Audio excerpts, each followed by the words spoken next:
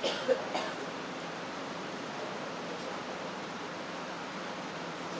حول ولا قوة إلا بالله العلي العظيم.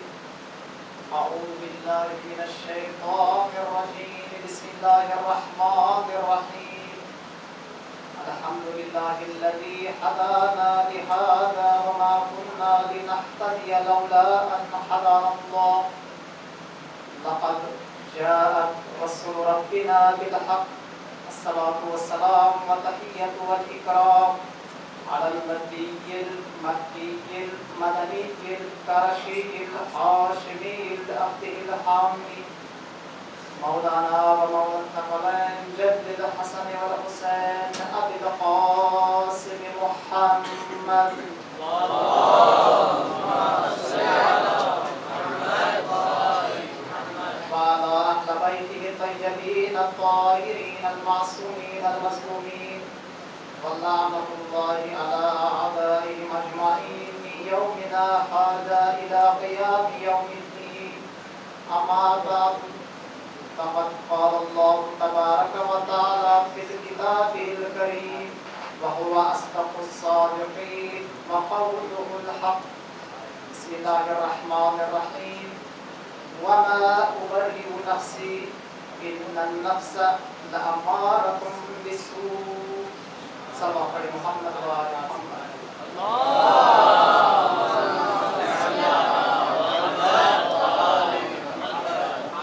اس سے قبل کہ آپ حضرات کے سامنے کچھ عرض کیا ہے، آپ حضرات سے ایک مرتبہ سورہ الحمد اور تین مرتبہ سورہ توحید کی گزارش ہے برائے سارے ثواب اور فات زہرا بنت شمشیر علی کو ارسال کریں.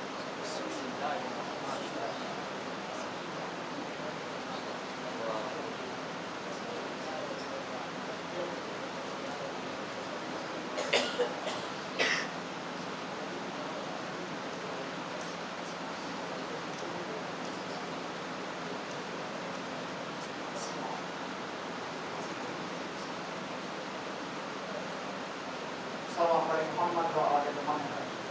اللهم صل على محمد.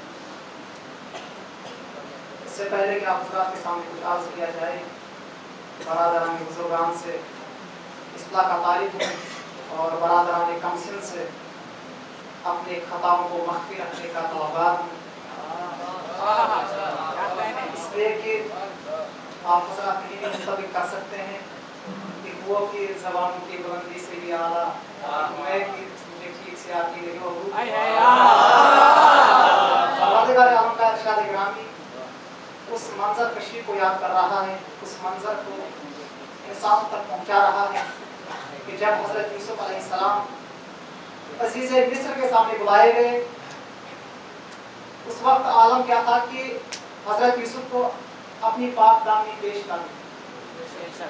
حضرت یوسف علیہ السلام جب عزیز مصر کے دربار میں حاضر ہوئے اور انہوں نے اپنے علم کا اظہار کیا کہ بتایا کہ پہچانے والا ہے اور تمام چیزیں بیان کر دی، اپنی عظمت کو جو بھی چیزیں جو بیان کر دی، اس کے بعد انہوں نے اپنی پاک دامنی کو پیش کیا اور ثابت کر دیا کہ میں پاک دامن ہوں، میرا نفس پاک ہے.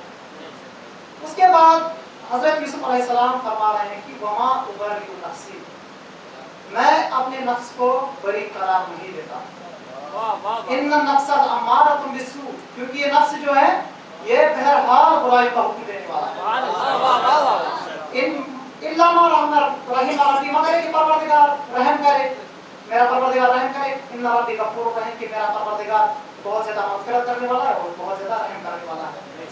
حضرت یوسف علیہ السلام جیسا اتنا بڑا نبی اپنی پاک دامنی کو پیش کرنے کے بعد، ثابت کرنے کے بعد اس بات سے انکار نہیں کر رہے ہیں کہ نفس برائی کا حکم نہیں دینے والا ہے، بلکہ یہ ثابت بلکہ یہ بیان کر رہے ہیں، یہ بتا رہے ہیں کہ نفس بہرحال برائی کا حکم دینے والا ہے. اگرچہ میں خطا کار نہیں ہوں، اگرچہ میں گناہ گار نہیں ہوں، لیکن نفس بہرحال برائی کا حکم دینے والا ہے.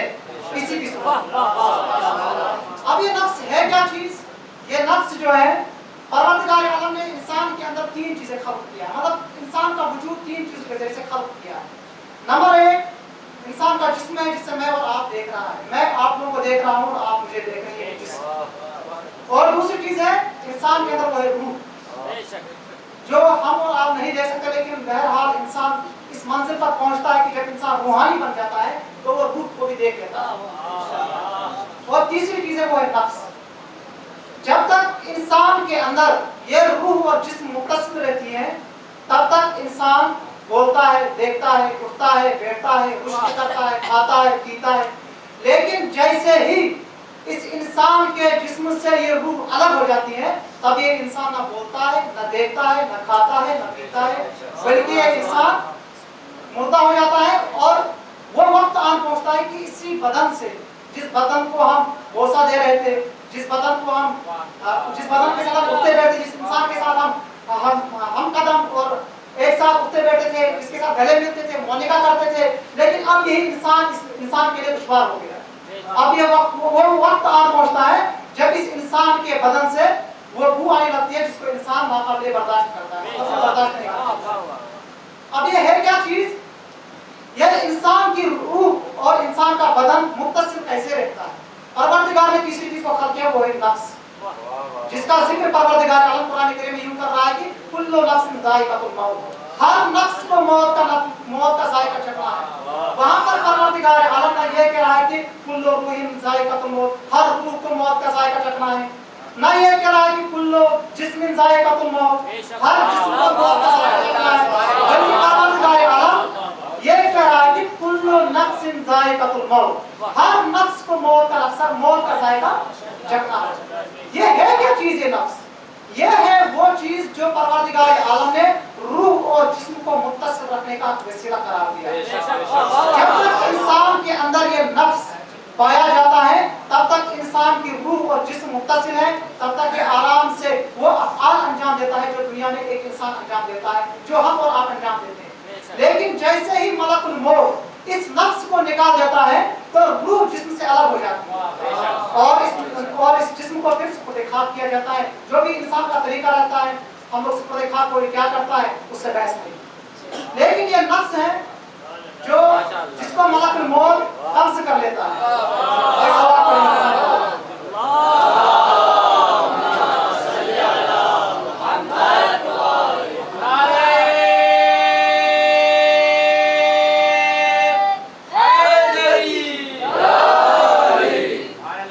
اب یہ نفس کتنی طرح کا ہوتا ہے؟ اس کی کچھ قسمیں ہیں۔ پروردگار عالم نے جو انسان کو نفس دیا ہے اس کی 3 قسمیں۔ نمبر 1 نفس امارہ، نمبر 2 نفس لوامہ، نمبر 3 نفس مطمئنہ۔ یہ کیا چیز ہے؟ نفس امارہ کیا ہے؟ نفس مطمئنہ کیا ہے؟ نفس لوامہ کیا ہے؟ جب انسان کی عقل خواہشات پر غالب آ جاتی ہے تو وہ نفس لوامہ بن جاتا ہے، اور جب یہی خواہشات انسان کے اندر اس سے انسان کی عقل پر غالب آ جاتی ہے تو وہ نفس امارہ بن جاتا ہے۔ نفس امارہ جب آ جاتا ہے تو وہ افعال انجام دیتا ہے اس دنیا میں جو معصیت پروردگار ہیں، جو اللہ کے حکم کے برخلاف حکم ہے، جو اللہ کے برخلاف کام کرتا ہے، اور وہ اس حد تک پہنچتا ہے کہ پروردگار کا ناپسندیدہ بندہ بن جاتا ہے۔ اور جب یہ عقل انسان کے خواہشات پر غالب آ جاتے ہیں، جسے میں نے لوامہ کہا ہے، نفس لوامہ، یہ وہ نفس ہے جب پروردگار عالم کا محبوب بن جاتا ہے، پروردگار عالم کے حکم کی تعمیر کرتا ہے انسان، اور اس نتیجے پر پہنچتا ہے کہ یہ پروردگار عالم کا پسندیدہ بندہ بن جاتا ہے۔ اس کے بعد تیسری چیز ہے وہ ہے نفس مطمئنہ۔ وہ نفس ہوا ہے جب انسان پروردگار عالم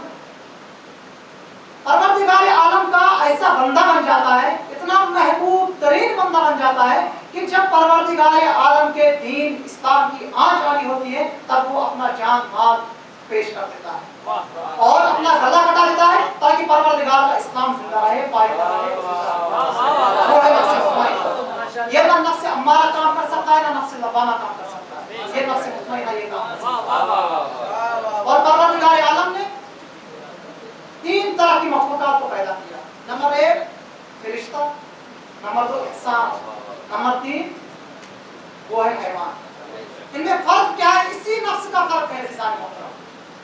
فرق یہ ہے کہ فرشتے کو پروردگار عالم نے خلق کیا ہے، اس کو کیا دیا ہے؟ اسے عقل دیا، لیکن اسے خواہشات نہیں دی۔ لیکن انسان نے، پروردگار عالم نے اسی حیوان کو خلق کیا ہے جسے خواہشات دی لیکن عقل نہیں دی۔ لیکن اس میں تیسری چیز جو تیسری مخلوق کے پروردگار عالم کی وہ ہے انسان. انسان کو پروردگار عالم نے ان دونوں چیزوں سے نوازا ہے, عقل بھی دی ہے, خواہشات بھی دی ہے. جانور خواہشات کا استعمال کرتا ہے, عقل کا استعمال نہیں کرتا ہے, اور فرشتہ عقل کا استعمال کرتا ہے, خواہشات کا استعمال نہیں کرتا ہے. آپ ان کے جو ان کے افعال ہیں آپ ان سے مجھ سے زیادہ واقف ہیں. جانور کیا انجام دیتا ہے اور فرشتہ کیا انجام دیتا ہے, لیکن ابھی بچائے انسان. یہ انسان کا معاشرہ کیا ہے, پروردگار عالم نے دونوں چیزیں سے عطا کر دی ہیں. ایک نفس بھی دیا ہے, ایک عقل بھی دی ہے. اب یہ نفس جس کے لیے حضرت یوسف کہہ رہے ہیں کہ یہ نفس بہرحال برائی کا حکم دینے والا ہے. اب یہی نفس انسان کے اندر ہے جو حکم تو دے گا ہی اسی برائی کا, معصیت پروردگار کا. یہ انسان جب اپنی عقل کو خواہشات پر غالب کرتا ہے, خواہشات کو مغلوب اور عقل کو غالب کر دیتا ہے, تو ایک فرشتے سے افضل بن جاتا ہے. اور یہی انسان جب اپنے خواہشات کو غالب اور عقل کو مغلوب کر دیتا ہے, تب یہ انسان جانور سے بدتر ہو جاتا ہے. بلکہ اس منزل پر آپ پہنچتا ہے کہ پروردگار عالم ان کو اس طریقے سے یاد کرتا ہے کہ ان کے پاس آنکھیں تھی, وہ دیکھتے رہے تھے, ان کے پاس کام پروردگار عالم اسی انسان کے لیے, اسی نفس کو پیش کرنا ہے, اسی انسان کے لیے فرما رہا ہے کہ وَالتِّينِ وَالزَّيْتُونِ وَطُورِ سِينِينَ قسمیں کھا کر مار کہتا ہے. اس کے بعد کہہ رہا ہے کہ لَقَدْ خَلَقْنَا الْإِنسَانَ فِي أَحْسَنِ تَقْوِيمٍ, میں نے اسی انسان کو احسن تقویم پیدا کیا. اس کے بعد کہہ رہا ہے کہ ثُمَّ رَدَدْنَاهُ أَسْفَلَ السَّافِلِينَ. کچھ مدت بعد, کچھ وقت گزر جانے کے بعد یہ انسان کس میں چلا گیا ہے, اسفل السافلین کی منزل میں چلا گیا, پستی میں چلا گیا. جب پروردگار عالم نے اسی انسان کو احسن تقویم پیدا کیا ہے, تو یہ اسفل السافلین کی منزل میں کیوں گیا؟ اگر پروردگار عالم نے اسے احسن تقویم پر پیدا کیا ہے, احسن تقویم پر پیدا کیا ہے, تو یہ کس وجہ سے اسفل السافلین میں چلا جاتا ہے؟ بیچ میں لگا ہے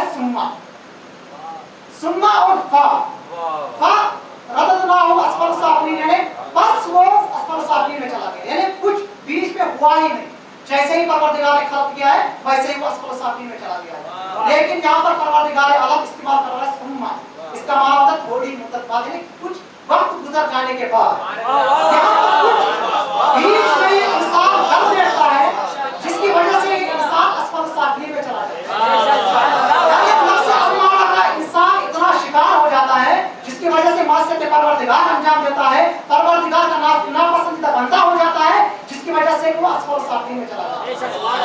اور انہی لوگوں پروردگار عالم اس طرح سے یاد کرتا ہے کہ ان کے پاس آنکھیں تھی, دیکھتے نہیں تھے, ان کے پاس کان تھے, سنتے نہیں تھے. اور بھی کچھ چیزیں بیان کر رہا ہے, مجھے بیان نہیں کرنا ہے کہ وہ تھا میدان غدیر. میدان غدیر میں وہ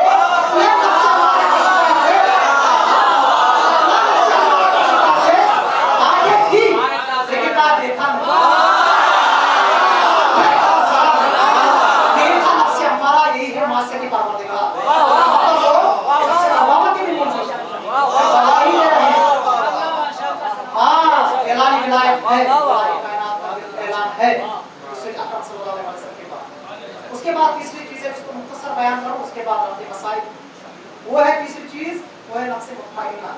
نفس مطمئنہ وہ نفس ہے کہ جو پروردگار کا اتنا پسندیدہ بندہ ہو جاتا ہے, اتنا قریب پروردگار کو ہو جاتا ہے کہ اگر وہ دیکھتا ہے کہ پروردگار کے اسلام پر, دین پر آنچ آنے والی ہے, تو اپنا گھر بار, اپنا وطن, گھر کی تمام پسندیدہ چیزیں جو بھی انسان جو ہے تو چھوڑ دیتا ہے.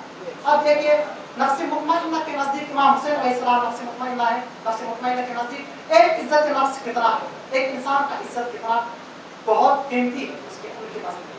وہ اس انداز سے کہ جب انہوں نے وطن چھوڑا, نفس مطمئنہ نے جب وطن چھوڑا, تو تاریخ بتاتی ہے کہ امام کا ایک بھائی تھا, نفس مطمئنہ کا ایک بھائی تھا, اس کا نام تھا عمر اطراف.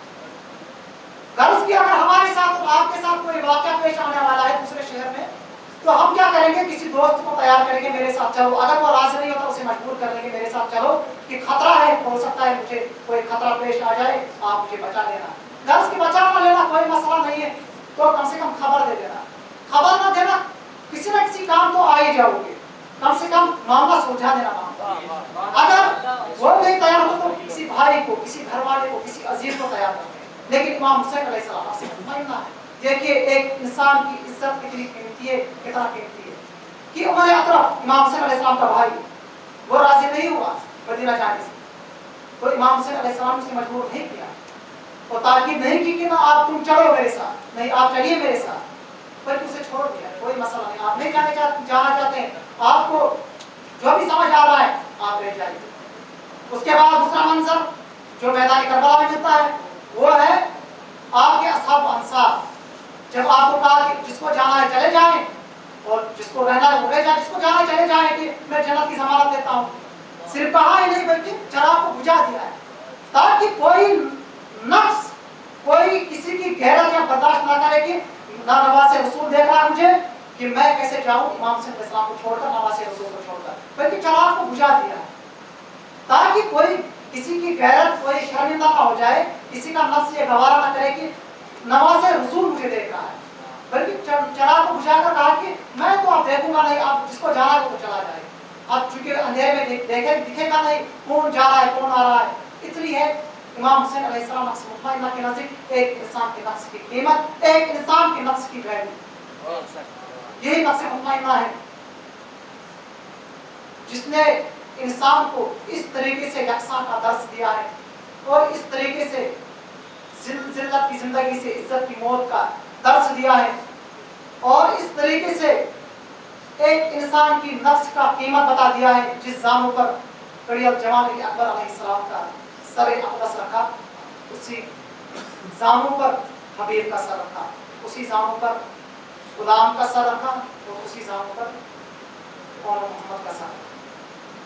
یہ تھا یکساں اور ایک درس انسانیت کے لیے کہ کس طریقے سے عالم انسان میں انسان سب رہا ہے. عزیزان محترم, بس کچھ مختصر عرض کرتا چلوں, یہ نفس مطمئنہ اس کو پروردگار عالم قرآن کریم میں یاد کرا, یا ایھا النفس المطمئنہ, یا ایھا النفس المطمئنہ ارجعی الی ربک راضیۃ مرضیہ. یہ نفس مطمئنہ تو پلٹ اپنے رب کی طرف. ہاں عزیزان مظلوم کربلا, خدا کو کوئی غم نہ دے سوائے غم سے خدا. وہ وقت بھی آپ پہنچا ہے جب امام حسین علیہ السلام کو کوئی جاور و انصار نہ رہا, کوئی مددگار نہ رہا. جب نکلے ہیں خیام سے, جنگ کرتے جاتے ہیں, جنگ کرتے جاتے ہیں, امام حسین علیہ السلام جنگ کرتے جاتے ہیں, اسی اثناء میں آواز آئی, اے نفس مطمئنہ تو پلٹ اپنے رب کی جانب, تیرا رب تجھ سے راضی ہے, تو اپنے رب سے راضی ہے.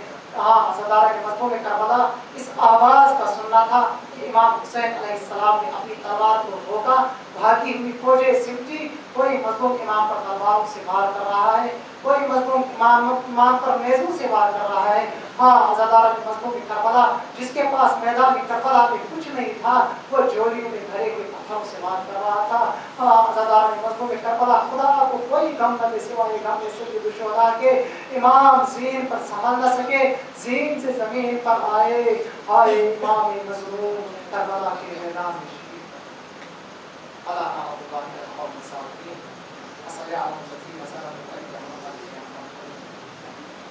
آپ